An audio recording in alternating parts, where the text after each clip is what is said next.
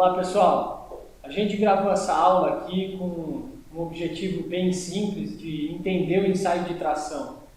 Esse ensaio ele revela as propriedades mecânicas dos materiais, então muitas vezes você que está estudando essa parte, ou até se você solicita a realização de um teste, de um ensaio de tração, é legal que você saiba o que esse teste ele é e também quais são as propriedades que ele revela, né?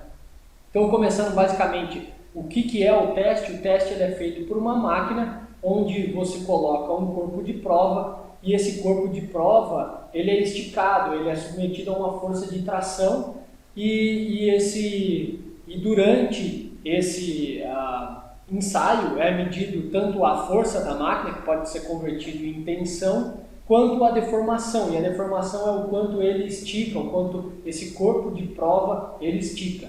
Então aqui eu mostrei para vocês, eu estou colocando uma dimensão do corpo de prova, então notem aí que ele tem dois pescoços aí com um diâmetro maior e depois ele tem um diâmetro no meio, que é esse diâmetro onde ele vai sofrer a quebra, né, a ruptura final. E também uma característica bem importante é que você tem um comprimento do corpo de prova inicial e um comprimento final. Isso também vai te dar uma referência de outros parâmetros importantes.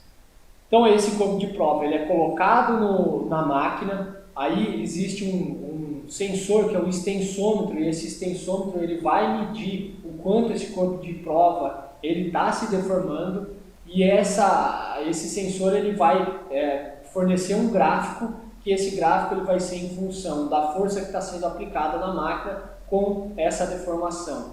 E depois que esse corpo de prova ele sofre a falha, a gente pode analisar o gráfico, e falando de aços, ele tem uma característica bem importante, né?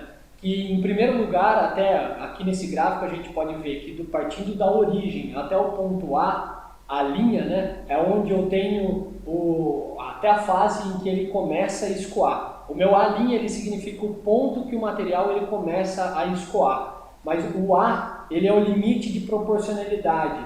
E isso daí quer dizer que eu posso relacionar de forma linear a força que eu estou aplicando com a deformação que eu estou tendo.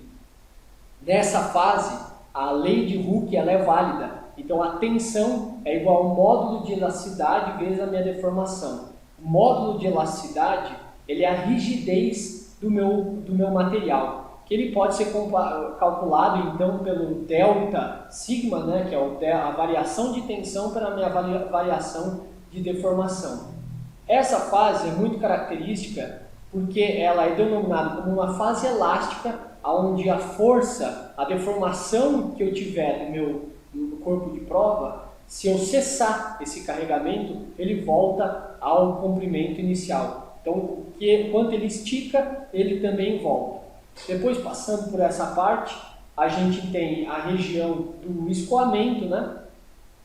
E onde, passando essa parte, a gente começa a subir, a aumentar essa tensão até chegar no ponto B, que é o ponto de limite de resistência, que é o ponto máximo, onde ele atinge o máximo valor de tensão que esse corpo de prova pode chegar. E é também onde ele começa a empescoçar. Ele começa a empescoçar, começa a perder perder essa resistência, né? Então essa tensão ela começa a diminuir até ele quebrar, né?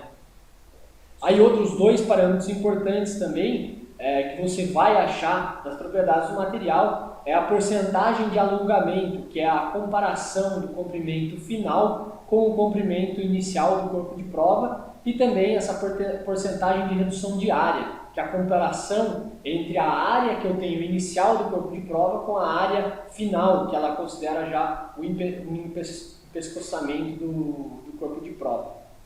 Então aqui eu separei um exemplo para vocês também, só para a gente até se localizar o que quer dizer cada propriedade do material. Essas propriedades elas foram obtidas a partir do site MatWeb, onde eu peguei propriedade de dois aços, um 1020 e um 4340.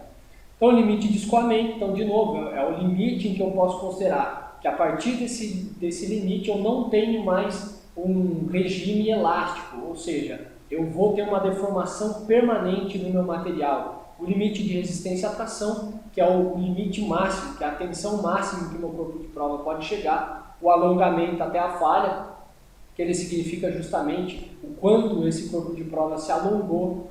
A redução de área, que é a comparação entre a área inicial e a área final, e o módulo de elasticidade, que ele seria aquela inclinação da reta inicial, né, do regime elástico, que ele pode ser calculado também como a variação da tensão pela variação da deformação. Bom, esse é um vídeo rápido, espero que vocês tenham gostado, espero que seja útil para vocês também. Então curtam, compartilhem e dê sugestões para que a gente possa fazer novos vídeos com novas informações e assuntos relevantes para vocês. Obrigado, tchau!